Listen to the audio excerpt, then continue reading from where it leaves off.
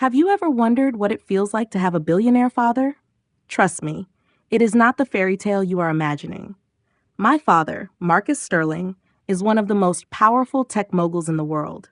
He owns a massive chunk of the Silicon Valley skyline, and he believes, truly believes, that money makes him a god. He planned my entire life before I could even walk.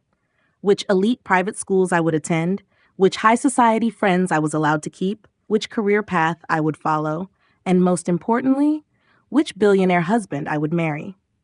When I was just 16, he looked at me over a glass of vintage scotch and said, "Alara, love is a luxury for people who cannot afford a legacy. You are a Sterling. You marry for strategy." 7 months ago, I broke his ironclad rules. I fell in love with a man he called Dirt from the Valley, a carpenter with sawdust in his hair and grease under his fingernails. And at my own wedding, in front of 400 of the world's most powerful people, my father stood up and publicly disowned me. What he didn't know was that the man he called trash was about to become his biggest regret. Hey everyone, I am Alara. If you want to see how this drama unfolds and how the tables finally turned, hit that subscribe button right now. Also, I would love to get to know you. Tell me where you are tuning in from and what the local time is in your city. I read every single one of your comments, and I can't wait to see where our community is watching from. Now let me take you back to the night the war truly started. The Sterling penthouse in Nob Hill had floor-to-ceiling windows that looked down on San Francisco like it owned every single light in the city, which in a way, my father believed he did. That Thursday evening, we sat around a 12-seat walnut dining table imported from Italy, a piece of furniture my mother made sure to mention at every single gala. The heavy silver place settings gleamed under the massive crystal chandelier, and a bottle of vintage wine worth more than most people's annual rent sat breathing on the sideboard. My father, Marcus Sterling, sat at the head of the table. His Patek Philippe watch caught the light every time he raised his glass. At 60, he commanded every room he entered. He had a tech empire, political connections that reached the highest levels of government, and a name that opened every door in the country. "I have arranged a meeting for you this Saturday," he said, not even looking up from his steak. "Julian Vance.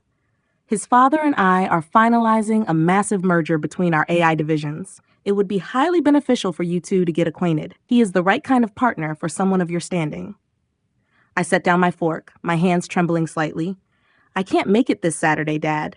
He finally looked up, his eyes cold and calculating. "Excuse me? I have someone I want you to meet," I continued, my heart hammering against my ribs so hard I thought he could hear it. "Someone I have been seeing for 7 months. His name is Leo, and Who?" My father's voice cut through the room like a jagged blade. "What family? The Vances? The Montgomerys? Do not tell me it is one of those rebellious tech heirs I told you to avoid." "You don't know him," I whispered. The silence that followed was suffocating. It was the kind of silence that precedes a storm. "You have been seeing someone for 7 months," he said slowly, his voice dropping to a dangerous register. "Someone I have not vetted, someone I have not approved. In this family, Alara, marriage is not about feelings. It is a strategic alliance. Who is this person who dared to approach my daughter without going through me first?"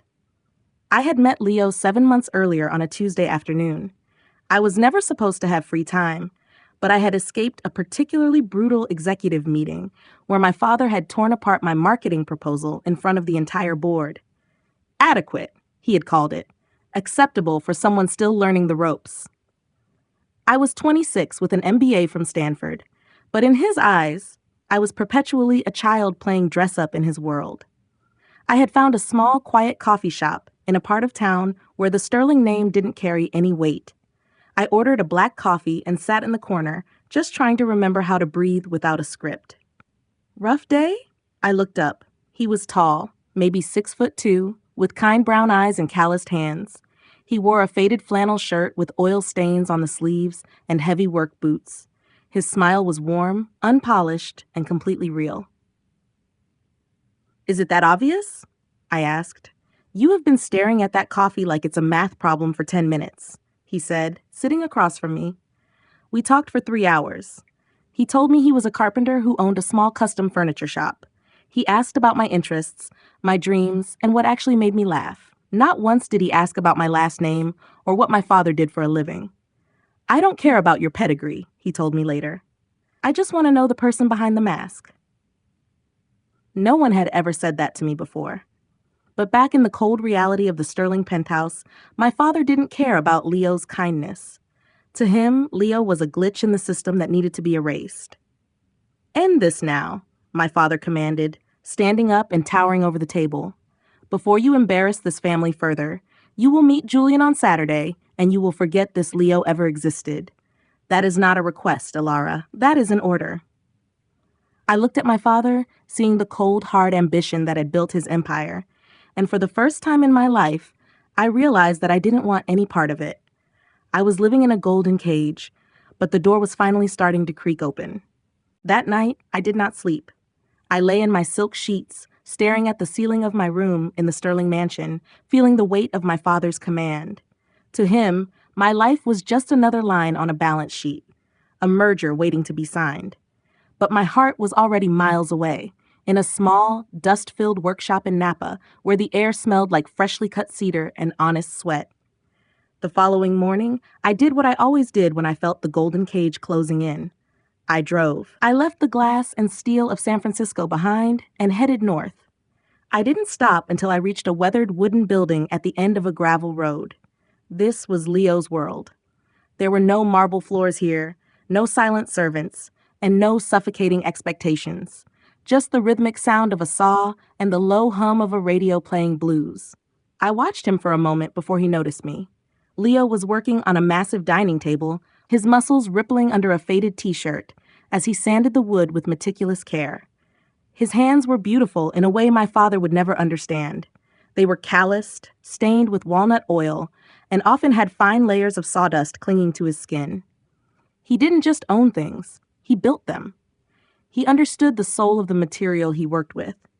When he looked up and saw me, his entire face transformed. It wasn't the polite, calculated smile of a Julian Vance. It was a look of pure, unadulterated joy. "You're early," he said, wiping his hands on a rag and stepping toward me. He didn't care that I was wearing a designer silk blouse that cost more than his monthly rent. He pulled me into his arms, and for a moment the Sterling name, the threats, and the looming marriage merger simply vanished. But reality has a way of catching up, especially when your father is Marcus Sterling. 3 days after I had first dared to mention Leo's name, I was summoned to the Sterling Properties headquarters. The office was on the 50th floor, a cathedral of glass and ego designed to make everyone who entered feel small. A manila folder sat on my father's obsidian desk, looking like a death warrant. My father didn't ask me to sit. He didn't even look at me as he flipped through the pages. "Leo Rossi," he read aloud, his voice dripping with practiced boredom. 32 years old. Operates a small custom furniture shop. No significant assets. No family connections. No political standing. He lives in a cottage that is smaller than your walk-in closet, Alara. He closed the folder and finally looked at me with an expression that was halfway between pity and disgust. "This is who you have chosen? A grease monkey with sawdust in his hair? A man who spends his days covered in dirt and oil?" "He is a good man, Dad," I said, my voice steady despite the tremor in my soul. "He is kind, he is brilliant, and he sees me. Not the Sterling legacy, not the money, just me."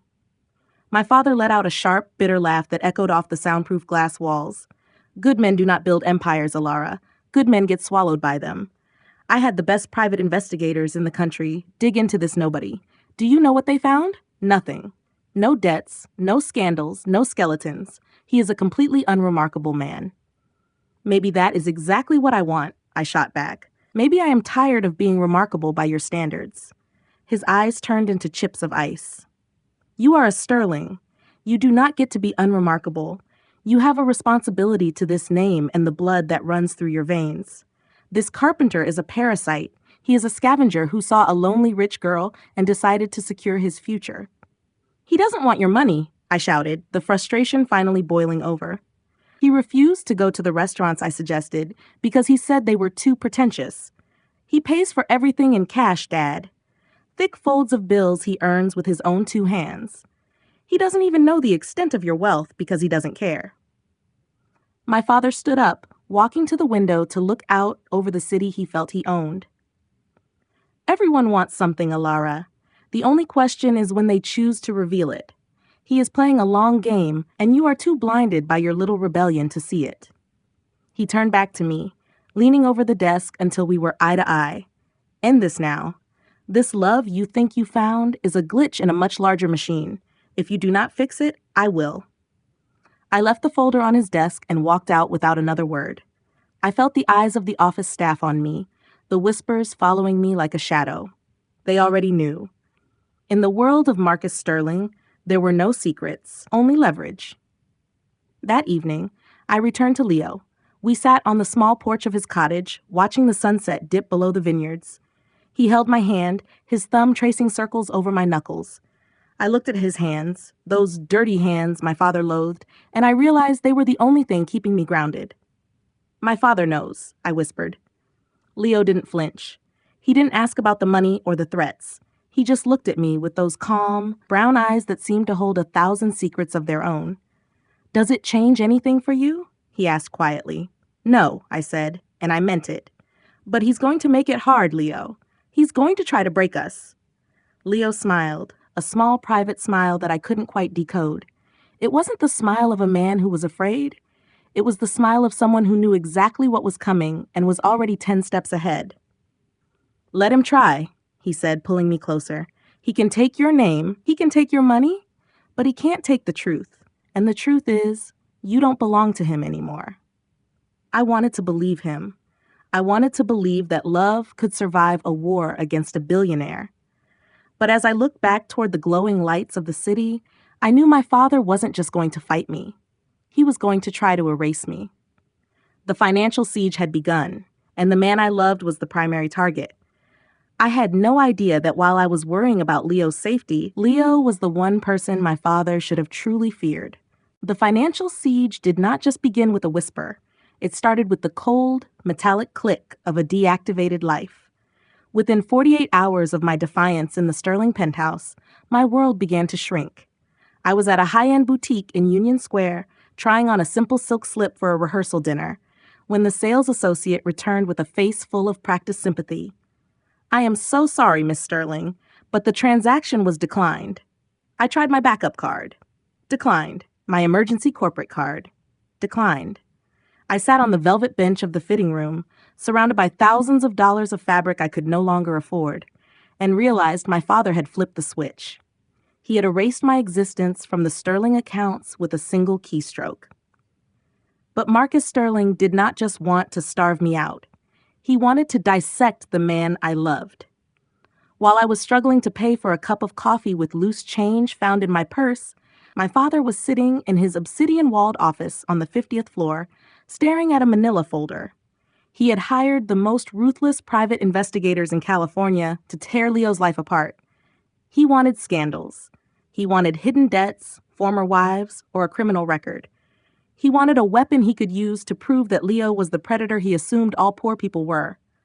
The folder, however, was a void. I later learned that the lead investigator had sat across from my father, looking genuinely confused. There is nothing, Mr. Sterling, the man had said. Leo Rossi is clean, no debts, no lawsuits, no shady history. He owns a small cottage in Napa, pays his taxes in cash, and spends his weekends volunteering at a local youth center. He is, by every metric we have, a completely unremarkable man. To my father, unremarkable was the ultimate insult. He couldn't understand a man who didn't have a price or a secret. If he couldn't find a way to break Leo, he would simply try to buy him. 1 week before our planned ceremony, Marcus Sterling did something he never does. He left his ivory tower and drove himself down to the dusty, gravel-lined roads of Napa. He arrived at Leo's workshop in a custom-tailored Tom Ford suit that cost more than Leo's entire truck. He stood in the doorway of that sun-drenched barn, looking at the sawdust on the floor and the antique tools on the wall with the kind of expression most people save for a crime scene. Leo was at his workbench, his back to the door, focused on the delicate joinery of a cedar chest. He didn't turn around when the luxury sedan pulled up. He didn't even flinch when the heavy scent of my father's expensive cologne filled the small space. "It is a modest life you have built here," my father said, his voice dripping with condescension. Small, quiet, and entirely beneath my daughter's potential. Leo finally set down his chisel and turned around. He wiped his oil-stained hands on a rag with a strange, cold calm in his eyes, a look I had never seen before. "Mr. Sterling," Leo said quietly, "I assume you didn't drive 2 hours just to critique my floor plan." My father didn't waste time on pleasantries. He reached into his inner pocket and pulled out a gold-embossed checkbook. He laid it on the workbench, right on top of the cedar wood Leo had spent weeks perfecting. "I am a businessman, Leo. I know that everyone has a number. Alara is young, and she is caught up in a romantic fantasy that will wither the moment she has to choose between a real meal and her pride." He scribbled a number and slid the check toward Leo. $5 million. Walk away now. Tell her you never loved her. Tell her you found a better offer. Go start a new life in Europe. Buy a fleet of cars. I don't care. Just leave my daughter alone." Leo didn't even look at the paper. He just kept his eyes fixed on my father. "Before I tell you what happened next, I want to stop and ask you something. Have you ever had someone try to treat your heart like a transaction? Have you ever been told that your loyalty or your love had a price tag? If you have ever stood your ground when someone tried to buy your soul, type "worth it" in the comments below. I read every single one of your stories, and it reminds me that we are more than our bank accounts. And if you want to see the moment my father realized he had no power here, make sure you have hit that subscribe button. You really don't want to miss the fallout of what comes next. My father's lip curled when Leo didn't grab the check. "Is 5 not enough? I underestimated your greed. Fine." He tore the leaf out and wrote another one, his movements jagged and aggressive. $10 million. That is more than you would earn in 10 lifetimes in this shed. This is my final offer. Take the money and be written, or stay with her and watch me destroy both of you." Leo finally looked down at the check for $10 million. He picked it up with 2 fingers, the white paper looking stark against his grease-stained skin. My father smirked, already preparing his "I told you so" speech for me. But then, Leo did something that made my father's face turn a sickly shade of gray. He didn't tuck the check into his pocket. He didn't thank him. He slowly, deliberately tore the $10 million check into tiny, jagged pieces and let them flutter to the sawdust-covered floor like snow. "I am not for sale, Mr. Sterling," Leo said, his voice steady and dangerously low. "And neither is Alara. You think you're a god because you can sign a piece of paper, but you're just a man who is so poor. All he has is money. You should leave now. You're getting sawdust on your expensive suit." My father's face twisted into something truly ugly. The mask of the sophisticated billionaire slipped, revealing the predator underneath. "You are a fool," he hissed, stepping closer until he was inches from Leo's face. "When this marriage fails, and it will, do not come crawling to me. She will have nothing. No inheritance, no trust fund, no sterling name to protect her. She will be a nobody, just like you." "I think she'll find that being a nobody with me is better than being a sterling with you," Leo replied. My father turned on his heel and stormed out, his tires kicking up a cloud of red dust that hung in the air long after he was gone. He had tried to buy the man I loved, and for the first time in Marcus Sterling's life, he had encountered a force that didn't have a price. He had failed, and I knew that failure would only make him more dangerous. The wedding was only days away, and my father was now a wounded animal with a legacy to protect. The first strike of my father's war did not happen in a boardroom or through a legal notice. It happened in the most vulnerable place possible, surrounded by layers of white silk and the scent of expensive lilies. I had scheduled an appointment at the Gilded Rose, the most exclusive bridal boutique in San Francisco. It was the kind of place where you needed a referral just to walk through the door, and for 26 years, the Sterling name had been my golden ticket. I was standing on a circular velvet pedestal, wearing a custom-designed lace gown that felt like a second skin. It was elegant, timeless, and completely unlike the heavy, over-the-top dresses my father would have chosen to show off his wealth. For a few minutes, looking at myself in the 3-way mirrors, I felt like a bride. I felt like a woman who was starting a new life with a man she loved. I felt free. Beatrice, the store manager who had served my mother for 2 decades, stood behind me with a measuring tape and a glass of chilled champagne. Her smile was warm, almost grandmotherly. "It is perfect, Alara. Your father will be so proud when he sees you." "He won't be seeing it, Beatrice," I said quietly, focusing on the way the light caught the delicate embroidery. "But Leo will love it."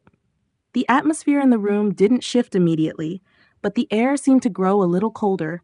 When it was time to finalize the deposit, a cool $15,000 to secure the silk, I handed Beatrice my primary black card. I didn't even think about it.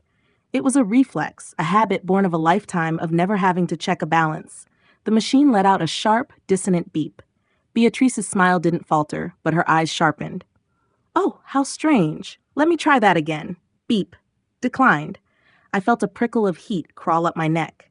"Try this one," I said, handing her my personal credit card, the one linked to my individual account. Beep. Declined. My heart began to hammer against my ribs. "I am sure it is just a glitch. I have an emergency card from the Sterling Trust. Use that." Beep. Declined. The silence that followed was suffocating. Beatrice's grandmotherly warmth vanished in an instant, replaced by a professional icy distance. She didn't offer me more champagne. She didn't tell me it was okay. She simply stood there with the machine in her hand and said, "Perhaps you should call your bank, Miss Sterling. We cannot hold the fabric without a cleared transaction." I retreated to the fitting room, still draped in thousands of dollars of silk I suddenly couldn't afford. I sat on the floor, the tulle bunching up around me like a white shroud, and dialed the private banker who had handled my affairs since I was 18. "I am sorry, Alara," the banker said, his voice sounding small and far away. "But your status as an authorized user was removed this morning. The Sterling Trust accounts have been deactivated per the instructions of the primary holder. Your personal account? That was a sub-account of the main family fund. It has been frozen for administrative review." "The primary holder," I whispered. "My father." "He was very specific, Alara. He said that if you wanted to live an independent life, you should start with an independent bank account. I am sorry. My hands are tied." I hung up, staring at the screen of my phone as the reality settled over me. This was the financial siege. My father wasn't just trying to stop the wedding, he was trying to erase my identity. Without that black card, without that last name, who was I in a city built on status? I walked out of the boutique 10 minutes later, my head held high even though I felt like I was breaking into a million pieces. The staff didn't say goodbye. They didn't even look up from their ledgers. I was no longer a Sterling. I was a liability. Leo found me an hour later, sitting on a park bench, my hands shaking so hard I couldn't hold my phone. I had texted him through tears. I refused to let fall in public. When he saw me, he didn't ask what happened. He just sat down and pulled me into his arms, his flannel shirt smelling like cedar and safety. "He did it, Leo," I sobbed into his chest. "He cut me off. Everything. I couldn't even pay for the dress." Leo pulled back, looking me in the eyes with that same unsettling calm I had seen before.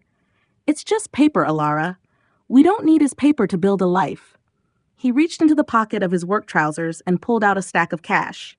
It was thick, at least $3,000, held together with a simple red rubber band. I stared at the money. It was too much. "Leo, where did you get that? You're a carpenter.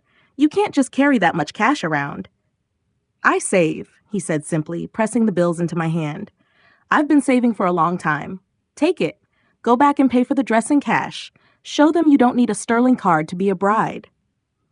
I looked at the stack of bills, too thick and too casual for a man who supposedly lived paycheck to paycheck. A tiny flicker of doubt sparked in the back of my mind. A question about who Leo really was. But I was too overwhelmed by the weight of my father's betrayal to examine it. I just held on to him, realizing for the first time in 28 years that I was in freefall, and the only person holding the net was a man my father called a nobody. But the financial strike was only the beginning. Over the next week, the social fallout was swift and surgical.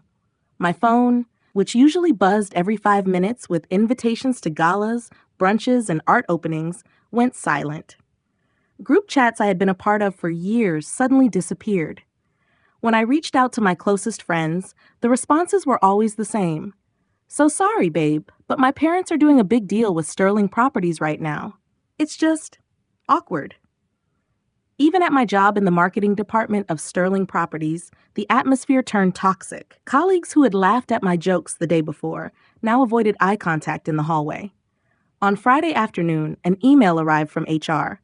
My position was being evaluated for restructuring. They didn't fire me, but they stripped me of my clients and told me to stay home until further notice. My father had turned me into a ghost in my own city. He was proving to me that without his money, I didn't exist. He wanted me to crawl back, to beg for my inheritance, to marry Julian Vance just so I could have a working credit card again. He thought he had won. He had no idea that by taking everything away, he had finally given me the one thing he could never control, the chance to find out who Alara really was. The morning of my wedding did not feel like a celebration. It felt like the dawn of a final battle. Leo and I had planned something intimate, a sun-drenched loft in San Francisco's Mission District, 50 of our closest friends, and a menu of local tacos and craft beer. It was meant to be ours, a small, defiant flag planted in the soil of our own lives. But when the black car pulled up to the venue, my heart dropped into my stomach. The quiet street was lined with Maseratis, Ferraris, and silver-gray Maybachs. Security guards with earpieces stood at the entrance like stone sentinels. I stepped out of the car, clutching my cash-bought silk dress, and saw them. 400 guests. Not our friends, but my father's world. Women in Chanel and Oscar de la Renta, men in bespoke suits worth more than a year of Leo's labor, all clutching champagne flutes and looking at the venue with thinly veiled amusement. At the center of the storm stood Marcus Sterling. He was wearing a three-piece charcoal suit, a glass of vintage Dom Perignon in his hand, looking like he had just bought the building, which I realized with a sick feeling he probably had. "Surprise, sweetheart," he said, stepping forward to kiss my cheek before I could recoil. His breath smelled of expensive tobacco and victory. "What is this, Dad?" I hissed, my voice trembling. "What did you do?" "I promised you a wedding you would remember, didn't I?" He smiled, but his eyes were as cold as a Silicon Valley winter. "Consider this my final gift. I couldn't let the Sterling name be associated with a backyard barbecue. If you're going to throw your life away, you should at least do it with an audience." Leo was already there, standing by the makeshift altar. He looked like a masterpiece in a simple navy suit, his hands folded in front of him, watching the sea of intruders with that same unsettling rhythmic calm. He saw me, and for a second the chaos vanished. He mouthed the words, "We can leave." I looked at the cameras, the society columnists with their phones ready, and my father's triumphant smirk. If I ran, he won. If I stayed, I had to face the trap he had set. I straightened my shoulders, the silk of my dress rustling like a warning. "No," I whispered, "we're getting married today." The ceremony was a blur of high society whispers and the smell of lilies that felt like they belonged at a funeral. When the officiant pronounced us husband and wife, I felt a brief, flickering moment of joy. I was finally Alara Rossi. I was free. But then the sound of a silver spoon clinking against a crystal glass shattered the silence. Marcus Sterling rose from his front row seat. The room fell into a suffocating hush. 400 pairs of eyes turned toward him like spectators at a public execution. He paced slowly toward the center of the floor, his Patek Philippe watch gleaming under the industrial lights. "A toast," he announced, his voice carrying with the practiced authority of a man who owned the airwaves. "To my daughter and her new husband."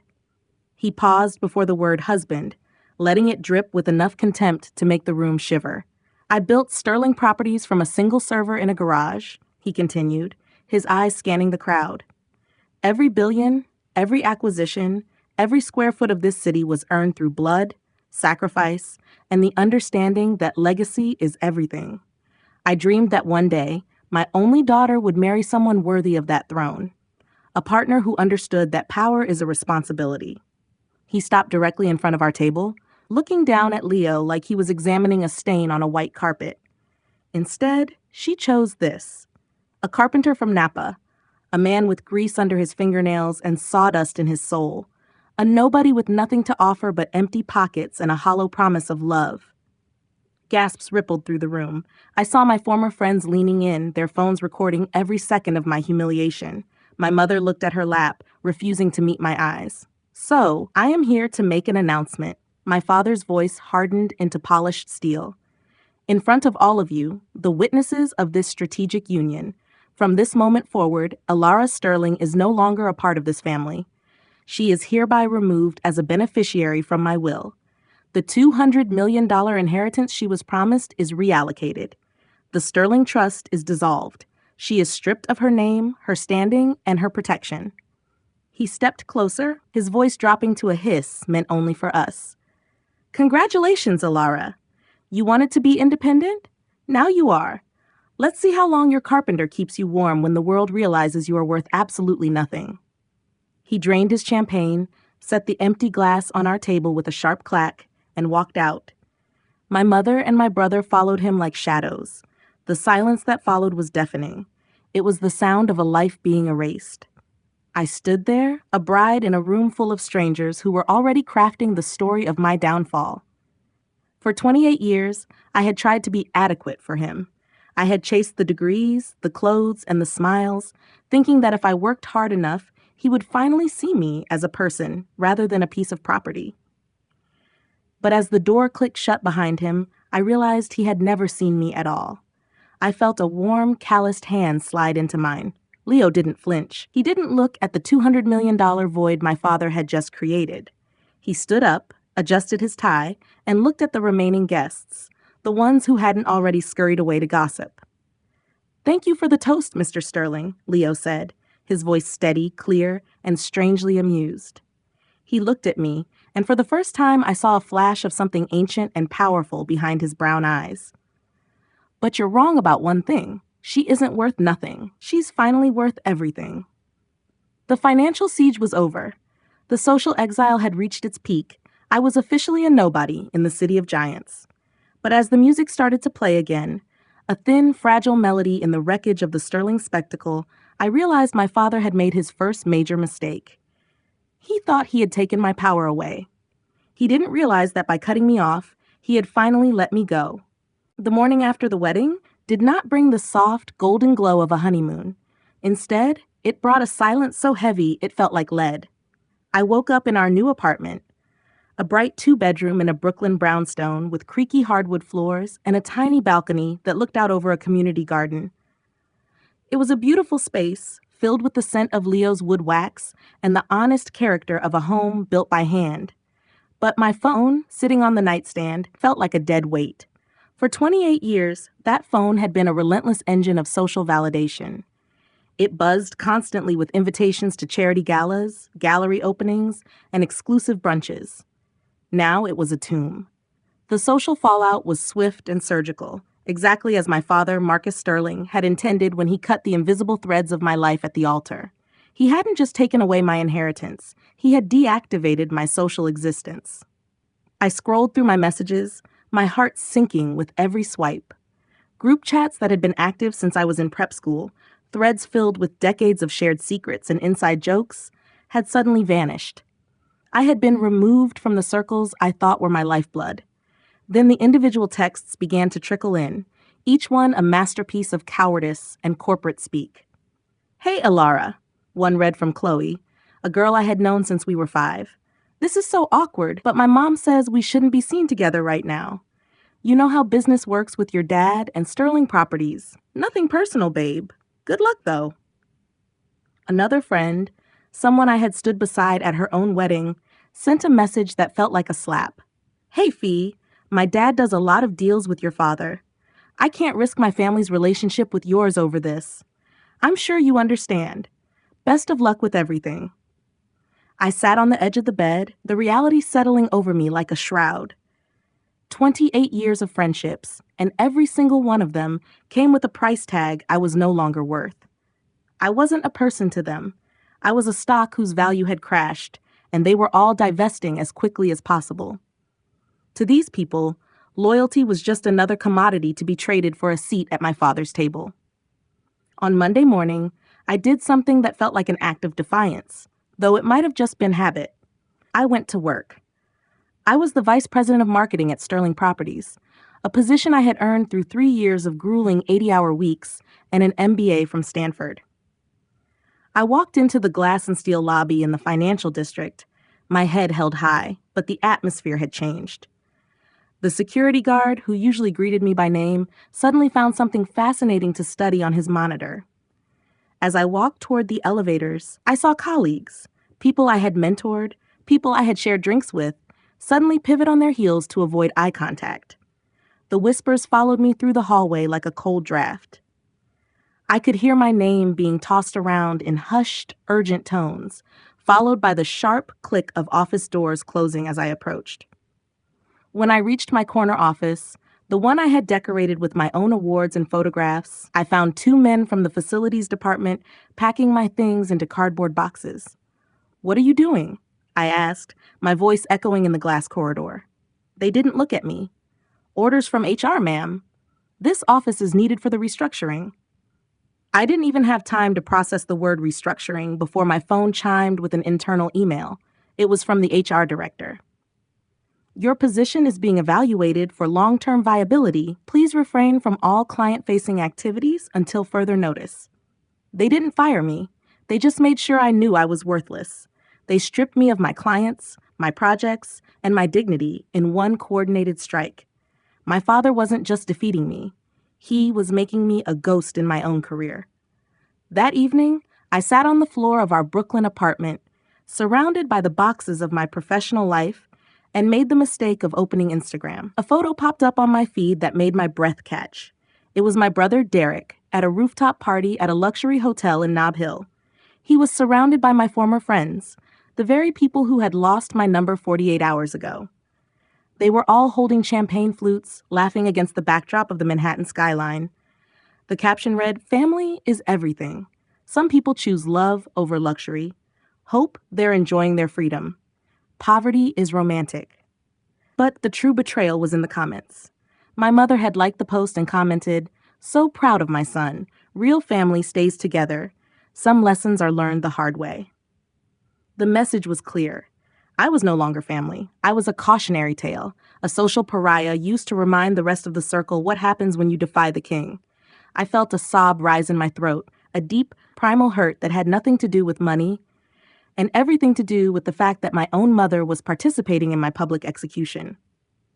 Leo found me on the balcony later that night, wrapped in a blanket and staring at the city lights through a veil of tears. He didn't ask what happened. He had seen the posts. He didn't offer empty platitudes or promise to buy my way back into that world. He just sat beside me and pulled me into his arms. His presence, a steady, quiet anchor in the wreckage of my life. "They're all gone, Leo," I whispered into his chest. "Everyone I've ever known. It's like I never existed." Leo squeezed my hand, his callous thumb tracing a soothing line across my knuckles. "They'll rewrite this story soon, Alara," he said, his voice surprisingly firm. "I promise you." I looked at him, wondering how a simple mechanic could be so sure of himself while my entire world was crumbling. I didn't realize then that while I was grieving the loss of a fake life, Leo was already preparing to show me a real one. The social exile was a test, a fire meant to burn away everything that wasn't real. My father thought he had isolated me in the dark, but he had actually just cleared the way for the light to finally break through. The silence of my social exile was not a quiet peace. It was a ringing, persistent hum that filled every corner of our Brooklyn apartment. For weeks, I had lived in a state of professional mourning. I had sent out 43 resumes to every marketing firm in San Francisco and beyond, and 43 times, the answer was a variation of the same cold rejection. The Sterling name, which once functioned as a master key to any vault in the city, had been transformed into a biohazard sign. No one wanted to risk the wrath of Marcus Sterling by hiring his disowned daughter. I spent my afternoons staring at the city skyline from our tiny balcony, watching the lights of the glass towers where I used to belong. I felt like a ghost haunting my own life. I began to wonder if my father was right.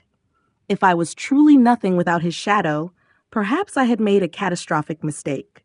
The doubt was a slow-acting poison, creeping into my mind at 3 a.m., when I watched Leo sleep, wondering if my love for him would eventually be outweighed by the crushing weight of our new reality. But amidst the wreckage of my old life, one persistent signal kept flashing. I had been ignoring voicemails from a woman named Margaret Smith for weeks. She had been my grandmother Maggie Thornton's personal attorney before she passed away 2 years ago. In my grief and the subsequent chaos of the wedding, I had filed her messages away as administrative clutter. Finally, driven by a sense of desperation and a need for any connection to a world that didn't hate me, I returned the call. Margaret Smith's office was located in a historic brownstone on the Upper West Side. It was a place of old money and quiet dignity, filled with mahogany bookshelves that reached the ceiling and the faint and comforting scent of leather and aged paper. It was the polar opposite of the cold, obsidian and glass aesthetic of the Sterling Properties headquarters. When I walked in, Margaret rose from her desk with a smile that felt genuinely warm, the first look of kindness I had received from someone in my social circle in months. "Thank you for coming, Mrs. Carter," she said, deliberately using my married name. "Your grandmother would be very proud of the choice you made." The mention of Grandma Maggie made my throat tighten. She had been the only person in the family who truly saw me as a person, not a strategic asset. Margaret slid a thick, cream-colored folder across the desk toward me. "Before she passed, your grandmother established a secret trust," Margaret explained, her voice low and confidential. "She knew exactly who her son-in-law was. She saw the way Marcus controlled every breath you took, and she wanted to ensure that you had a back door, a way out." I stared at the folder, my hands trembling. "My father doesn't know about this?" "No one knows. She instructed me to inform you only if 2 conditions were met," Margaret said, leaning forward. "First, that you married someone of your own choosing, and second, that you did so without your father's approval. She knew he would try to use your inheritance as a leash, and she wanted to give you the scissors to cut it." I opened the folder to find a diversified trust account valued at $500,000. It wasn't the $200 million empire my father had dangled over my head like a carrot, but it was something far more valuable. It was freedom. Inside the folder was a handwritten letter in my grandmother's elegant sweeping script. I could almost hear her voice as I read the words. "My darling Alara, if you are reading this, it means you finally chose your own path. I am so proud of you. Your grandfather and I built our life on love, not ledgers. We had nothing when we started and everything when we ended, because we had each other. This money is not a fortune, but it is a foundation. Use it to build a life where you never have to ask permission to be yourself. Never let anyone tell you what you are worth." I sat in that mahogany-lined office and cried for 20 minutes. For the first time since the wedding, I didn't feel like a victim of my father's cruelty. I felt like the heir to a different kind of legacy, one of courage and independence. I didn't tell Leo right away. I wanted to show him. I used a portion of that $500,000 to rent a small but vibrant co-working space in Soho. I didn't want to hide in Brooklyn anymore. I launched my own firm, and I named it Thornton Creative. It was a deliberate choice to use my grandmother's maiden name, a public declaration that I was moving forward under a banner that my father could not claim or control. I designed my own logo, built my own website, and began reaching out to small businesses that had no ties to the Sterling Empire. My first client was the very coffee shop where I had met Leo. They needed a social media overhaul, and I gave them my absolute best work, charging them half my rate just to prove I could do it. Then came a family-owned restaurant, then a boutique tech startup. Word began to spread, not through the elite ballrooms of Nob Hill, but through the real streets of San Francisco. People began to judge me by the results I produced, not the name on my birth certificate. One evening, I sat at our kitchen table, the glow of my laptop reflecting in my eyes as I finalized a campaign for a new client. Leo walked in, smelling of cedar and work, and set a cup of coffee down beside me. He looked at the Thornton Creative logo on my screen and then at the genuine smile on my face. "I told you," he whispered, kissing the top of my head. "You were never his. You were always yours." I was no longer a ghost in the city. I was building something real, brick by brick, just like Leo built his furniture. I was no longer waiting for an inheritance to define my future. I was the architect of it. My father had tried to bury me, but he didn't realize that I was a seed, and my grandmother had given me exactly enough water to grow. Thornton Creative was more than just a business. It was my sanctuary, a living testament to the fact that I existed outside of the Sterling shadow. Located in a sun-drenched co-working space in Soho, the office smelled of roasted espresso and the sharp, clean scent of brand new MacBooks. Every morning, when I swiped my keycard, a card I had paid for with my own merit and my grandmother's legacy, I felt a visceral rush of adrenaline. I started with the basics, working 80-hour weeks to prove that my Stanford MBA wasn't just a trophy on my father's wall. My first clients were a local vintage bookstore and a family-owned bakery. I charged them next to nothing, pouring my soul into their branding just to see my ideas come to life without being labeled adequate by a man in a three-piece suit. By the fourth month, Thornton Creative was thriving.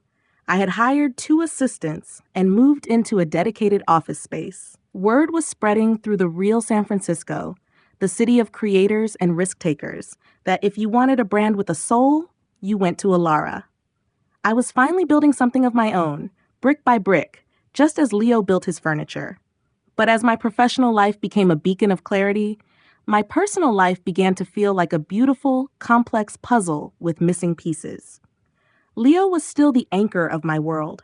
He was the man who held me when the social rejection stung, the one who remembered exactly how I liked my coffee at 6 a.m., and the one who looked at me with more pride than my father ever had.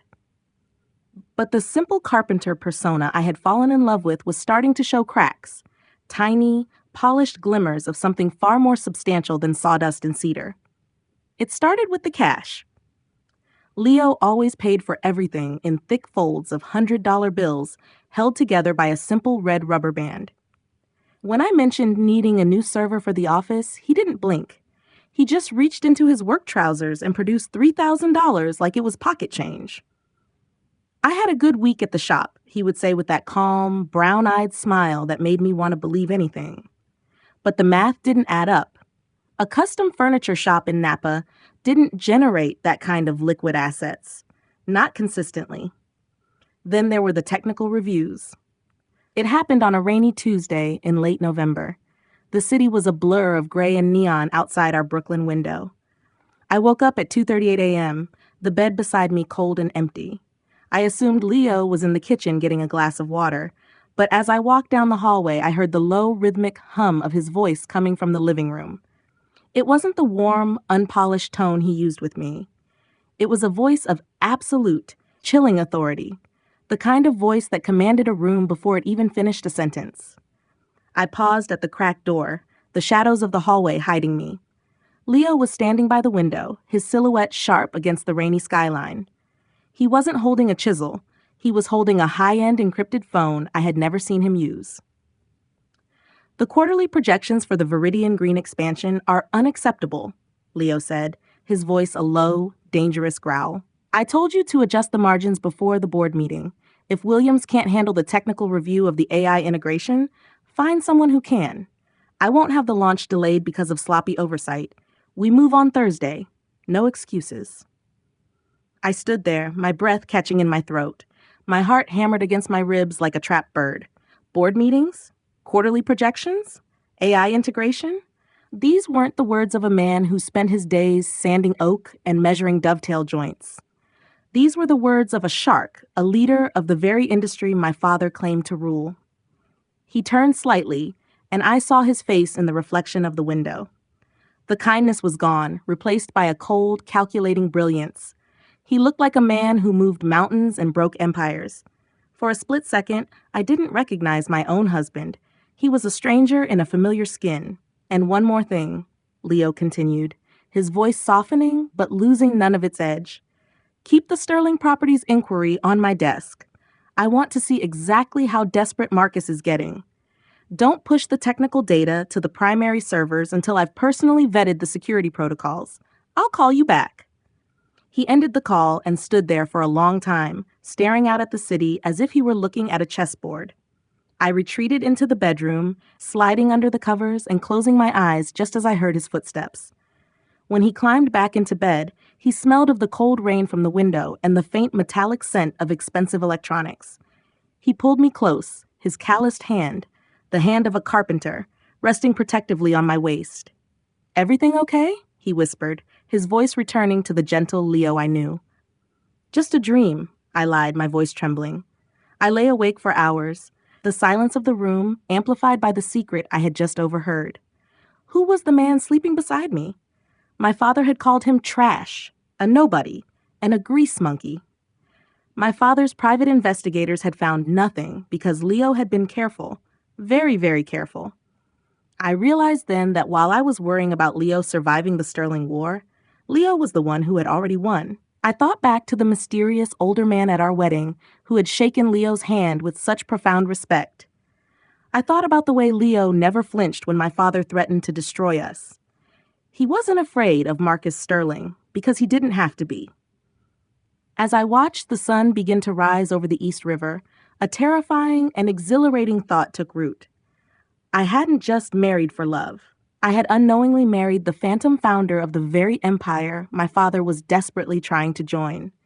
The double life was no longer a suspicion. It was a ticking clock. And I was the only one who didn't know how much time was left before the truth changed everything. The Metropolitan Museum of Art has always been a place for ancient history, but that night it became the site of my father's most modern public execution. The Great Hall had been transformed into a cathedral of glass and ego. Crystal chandeliers hung from the soaring ceilings like frozen starbursts, and 500 of the most powerful people in technology, finance, and media mingled beneath Renaissance masterpieces. The air was thick with the scent of expensive lilies and the cold, metallic hum of power. Everyone was wearing couture, and everyone was watching. I walked in on Leo's arm, my black Valentino dress suddenly feeling like a heavy secret against the sea of designer gowns. For months, I had been a social pariah, a ghost in the city I grew up in. But as we moved through the crowd, I noticed something strange. People weren't looking at me with pity anymore. They were looking at Leo with a deference I couldn't explain. Men in suits that cost more than my apartment's yearly rent were nodding to him with genuine respect. "Leo Rossi, good to see you," a silver-haired man said, shaking Leo's hand warmly. "I am looking forward to the announcement, Senator Mitchell," Leo replied with a voice of absolute chilling authority. I felt a prickle of heat crawl up my neck. My husband, the simple carpenter from Napa, was calling senators by their first names. We had barely made it to the bar when I spotted them. My father, Marcus Sterling, my mother, and my brother Derek were standing near the auction displays. They were working the room with practiced smiles, my father's eyes sweeping the crowd like a predator searching for its next meal. Then his gaze landed on me.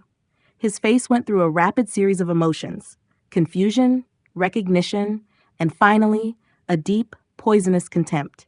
He started walking toward us, his three-piece charcoal suit cutting through the crowd like a shark fin. "Alara," he said, stopping a few feet away. He didn't look at me. He looked at Leo with a smirk of pure disgust. I didn't realize they let the hired help into the Met for anything other than cleaning the floors. Did you crash the party? Or did you steal those tickets from someone's mailbox? Leo said nothing. He just watched my father with that unsettling, rhythmic calm. "Don't tell me you are still playing house with this nobody," my father laughed, turning his attention to my mother who was scurrying to keep up. "Security really should do a better job of screening. We are here for the event of the decade. Viridian Green is announcing their expansion, and I have a very important meeting with their CEO after the speech. If only he knew he was sharing air with a grease monkey." A woman in a headset appeared at my father's elbow. "Mr. Sterling, the guest of honor, will be speaking in 5 minutes. You requested a seat at the primary sponsor table?" Yes, he waved her off, still smirking at us. "I am ready to close the biggest deal in Sterling Properties history. Enjoy your night, Alara. I hope the appetizers are worth the humiliation of being seen here."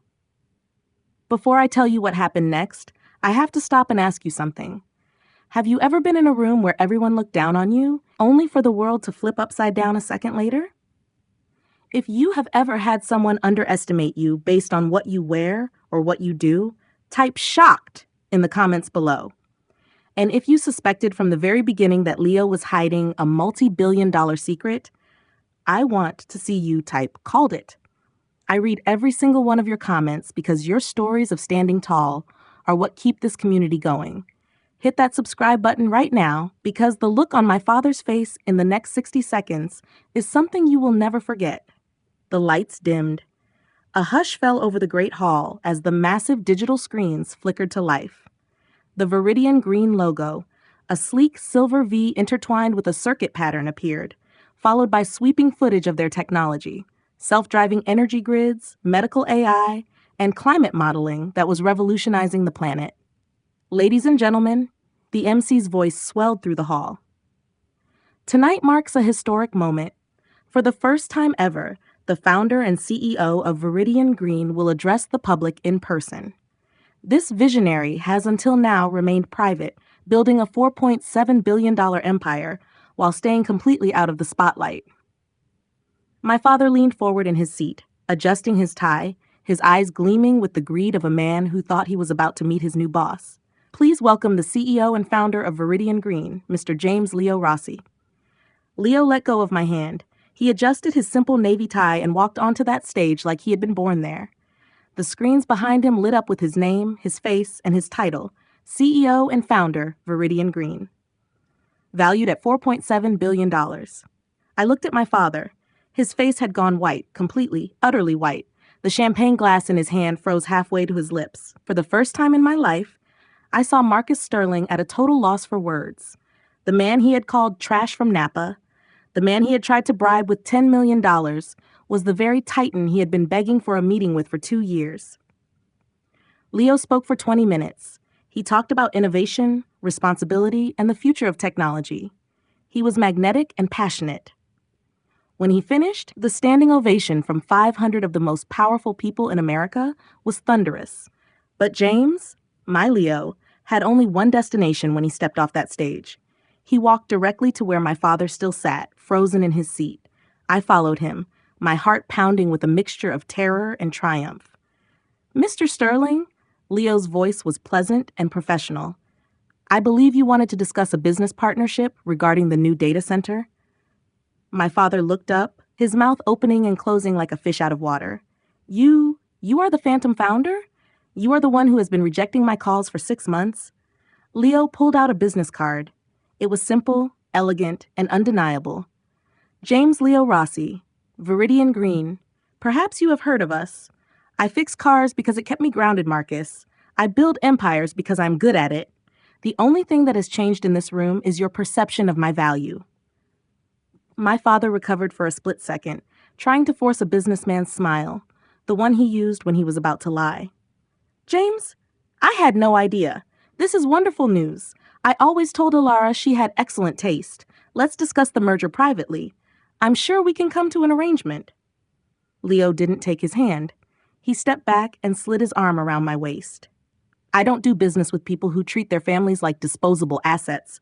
Marcus, you told my wife she was worth nothing without your money. You punished her for choosing love. Well, I don't reward that kind of behavior. The Viridian deal is off. And don't bother calling my office again. My assistants have been instructed to treat your name like trash. The silence that followed was deafening. By morning, the story would be on every business page in America. Marcus Sterling had just lost the biggest deal of his career to his own son-in-law, and the world finally knew that the nobody he had mocked was the only man who could have saved him. The week following the gala was a whirlwind of headlines that shook the very foundations of the San Francisco tech world. The news cycle was merciless. Real estate king mocked billionaire son-in-law, one headline read. Another was even more cutting. The $6 billion mistake, how Marcus Sterling's pride cost him everything. The video of my father's toast at our wedding, the moment he called Leo dirt and trash, had gone viral, and the public was feasting on the irony. My father's carefully constructed image of a sophisticated, all-knowing titan was shattering in real time. But while the internet was laughing, the board of directors at Sterling Properties was screaming. 3 major development partners pulled out of ongoing projects within 48 hours. They cited concerns regarding leadership judgment. The massive data center deal with Viridian Green wasn't just off the table. It was a radioactive crater. Without that partnership, The high-interest loans my father had taken out to fund his expansion were coming due, and the bank was no longer returning his calls. On a rainy Tuesday evening, a knock came at our door in Brooklyn. It wasn't the rhythmic, confident pounding of a sterling associate. It was a hesitant, almost fragile sound. Leo and I shared a look. He stood up from the kitchen table, where we had been discussing a new marketing campaign for Thornton Creative, and moved toward the door.